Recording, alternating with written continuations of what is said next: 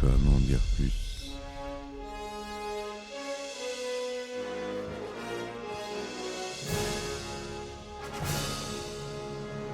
Eh ben attendez, on est en France. Allez, cul sec. Hop.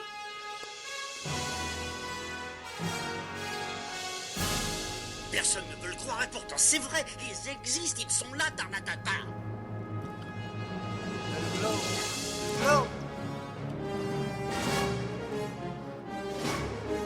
Il faut qu'on pète.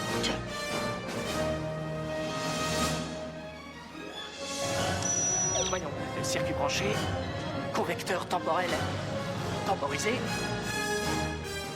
Bonjour, bienvenue sur Histoire d'en dire plus. Aujourd'hui, on continue avec Titanic, partie 2. C'est parti, mon kiki.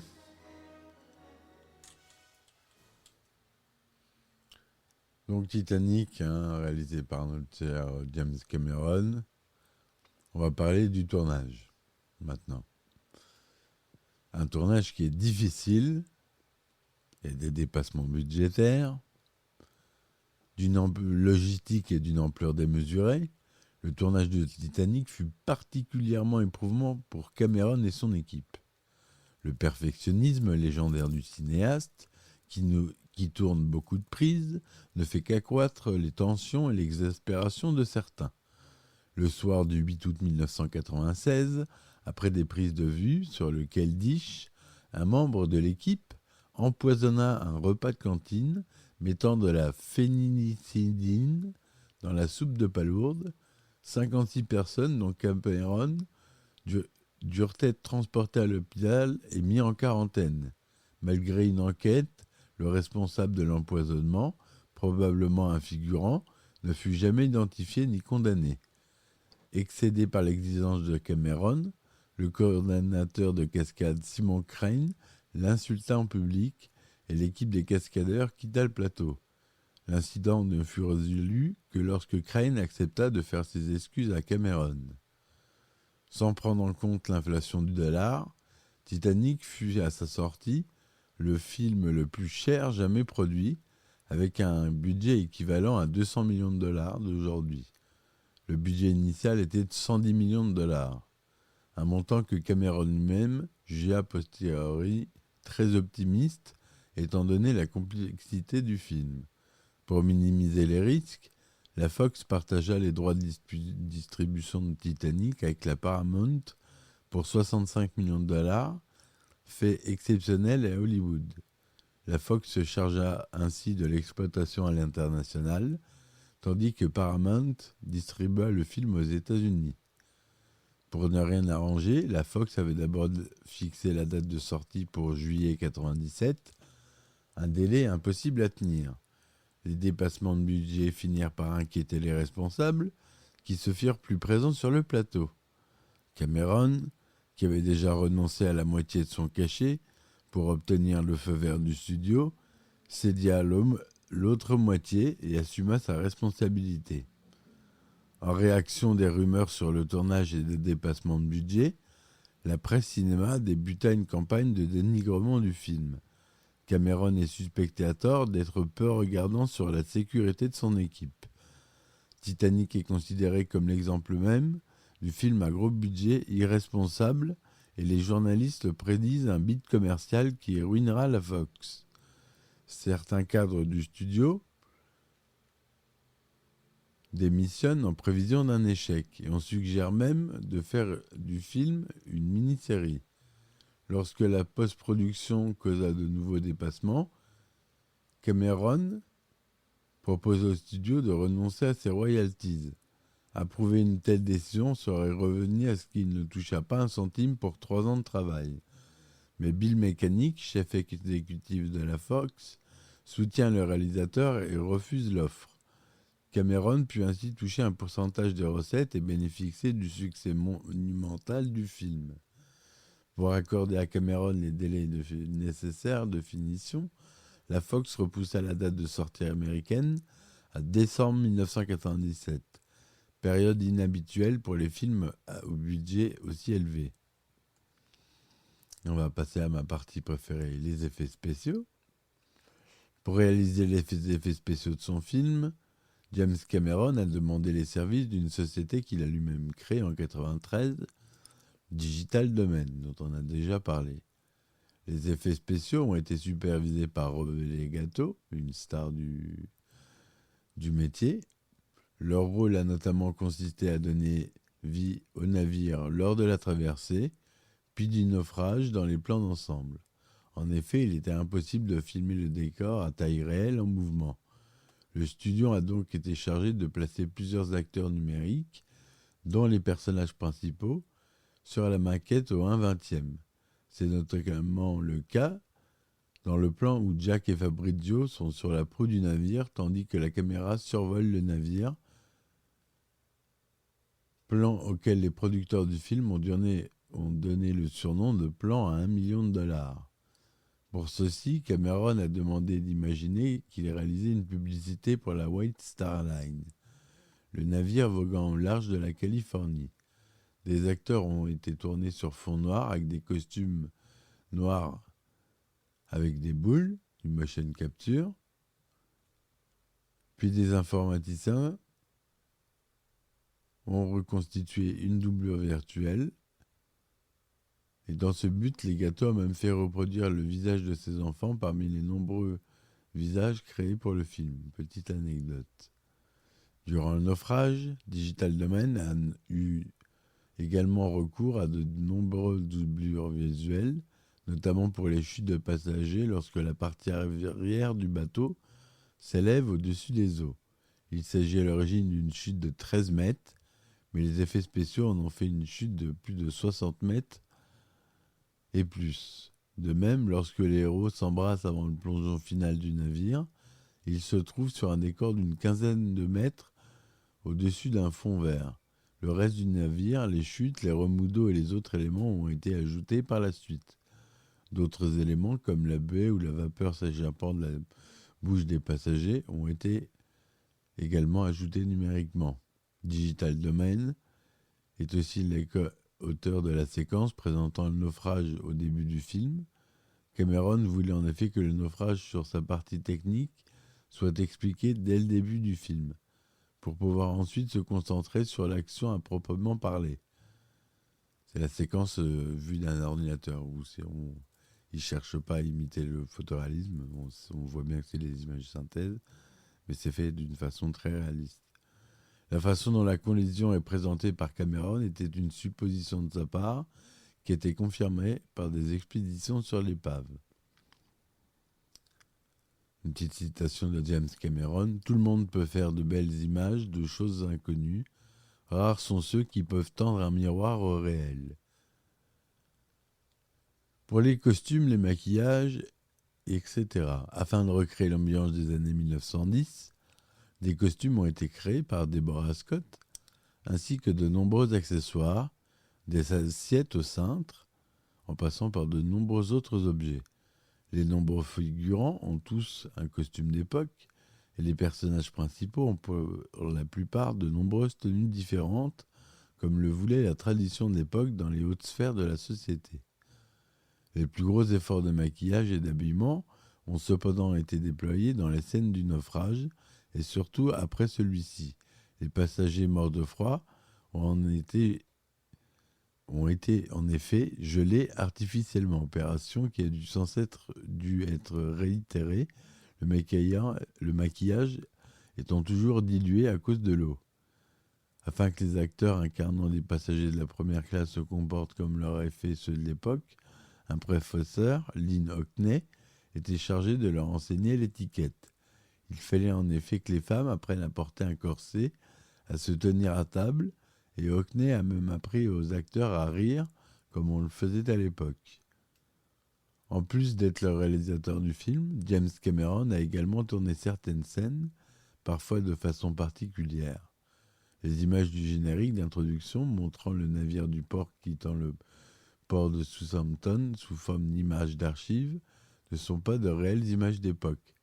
Elles sont en revanche été tournées par Cameron lui-même avec une caméra d'époque à manivelle filmant à 16 images par seconde. Il a également filmé une scène plus périlleuse, celle de la mort du capitaine Smith sur la passerelle de navigation. La scène a été tournée avec un cascadeur dans une cabine en acier immergé et la pièce a réellement été envahie par des trompes d'eau. Cameron filmant en combinaison de plongée. Cameron est également l'auteur des dessins de Jack. Ce sont d'ailleurs ses mains que l'on voit dans la scène où Jack dessine. Petite anecdote que peu de gens connaissent. La musique qui est monumentale, James Horner. C'est la BO qui est la plus vendue de tous les temps. Avec la prestation de Madame Céline Dion. La chanson qui a été un succès était en réalité une bande-son d'essai, My Heart Will Go On. C'est pourtant un succès mondial qui est resté 16 semaines à la première place des ventes aux États-Unis et s'est vendu à 11 millions d'exemplaires. Le 6 septembre 1998, 25 millions de disques s'étaient déjà écoulés dans le monde. Ce succès a conduit à la réalisation d'un nouvel album, Back to Titanic, avec des chansons inédites et des reprises, comme celle de Comme Joséphine I'm Flying Machine par Moya Brennan et certains airs joués par l'ensemble Salitisti qui incarne l'orchestre dans le film.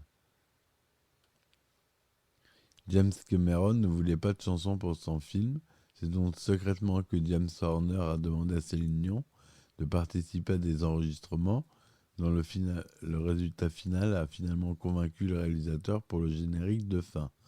Cette chanson, My Heart Will Go On, est récompensée par un Oscar et un succès mondial. En France, le single est certifié disque de diamant. Titanic est présenté pour la première fois au Festival international du film de Tokyo le 1er novembre 1997. Il sort ensuite le 19 décembre aux États-Unis et au Canada, puis les 7, 8, 9 janvier 1998 dans la plupart des pays d'Europe. L'un des derniers pays à le recevoir est le Pakistan, puisqu'il sort le 14 août 1998.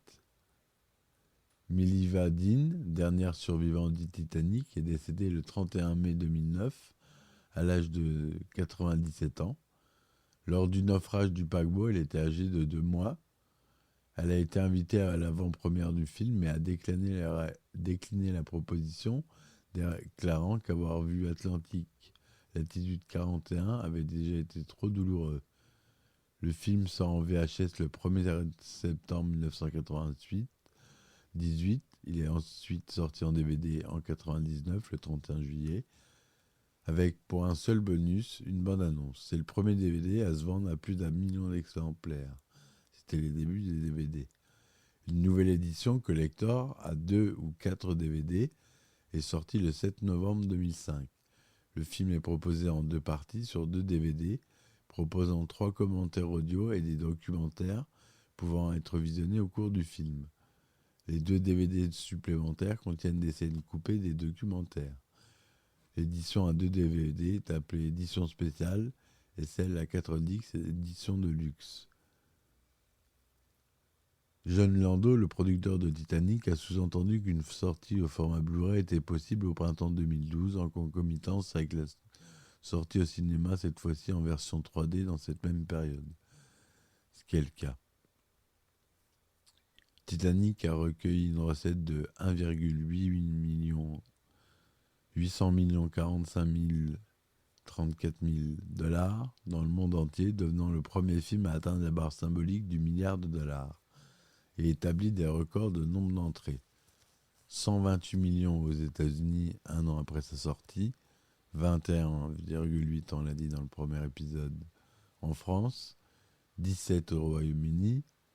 Après avoir supplanté La Grande Vadrouille, considérée comme indétrônable en 1966, Titanic reste à ce jour le film ayant remporté le meilleur score au box-office français, devant Bienvenue chez les Ch'tis et Intouchable. Il a également été en tête au box-office, comme je l'ai dit, mais rattrapé par Avatar, du même réalisateur.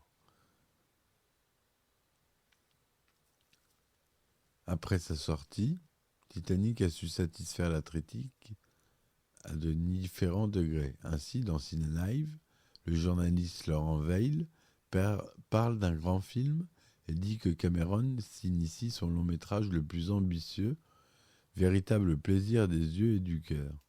Le magazine Première dit de Cameron qu'il est d'un virtuose et que si les producteurs ne sont pas sûrs de récupérer leur investissement, on en a nous, enfin vous, pour votre argent.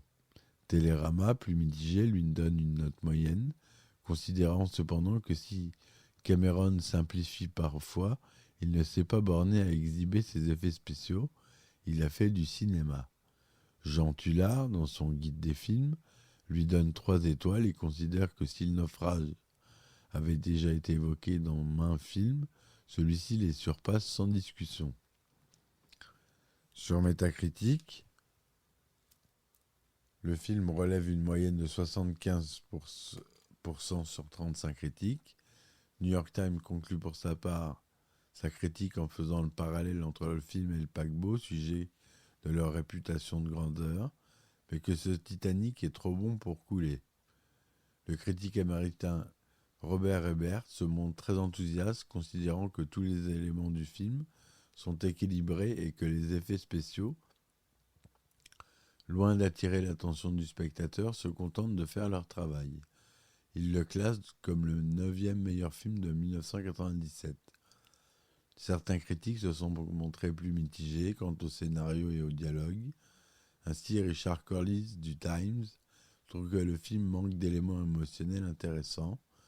Le Los Angeles Times se montre particulièrement cinglant, déclarant que ce qui nous a fait vraiment pleurer est le fait que Cameron pense que l'écriture de tel film soit dans ses capacités. Non seulement ce n'est pas le cas, mais ça ne s'approche même pas. Ah, ils sont pas gentils, le Los Angeles Times. Le réalisateur Robert Altman a déclaré que c'était le pire film qu'il ait pu voir dans sa vie. En 2003, les spectateurs de BBC One lui ont accordé le titre de pire film de tous les temps. C'est bizarre comme quoi. Hein. Il y a eu 19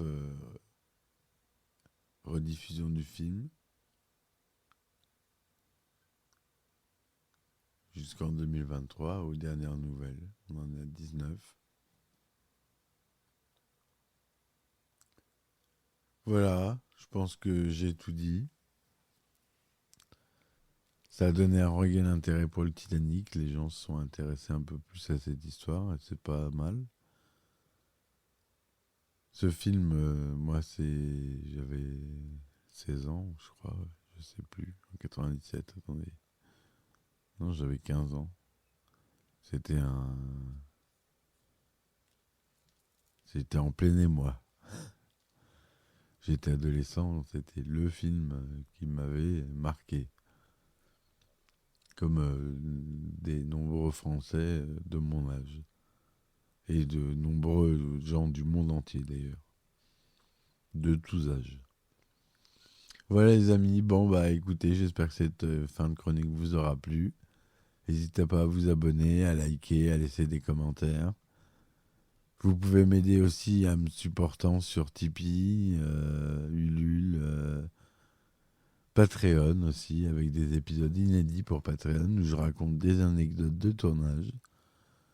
Donc n'hésitez pas, c'est pas cher et ça m'aide à supporter la chaîne vraiment. Bientôt, je vais être obligé de passer des pubs. Et je sais que vous n'en avez pas envie. Donc, il y aura des abonnements pour sans pub. Mais malheureusement, je vais être obligé de passer au système avec pub. Voilà. Pour l'instant, il n'y a toujours pas de pub. Mais on se contente.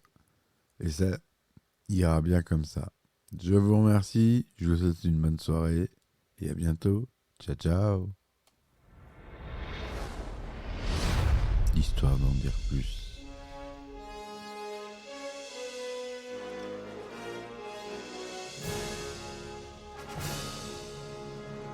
Eh ben attendez, on est en France. Allez, cul sec. Hop.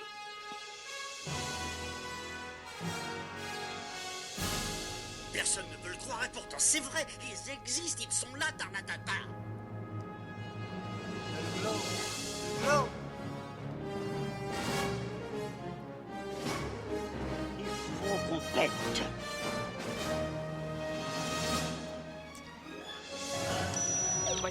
circuit branché, convecteur temporel temporisé.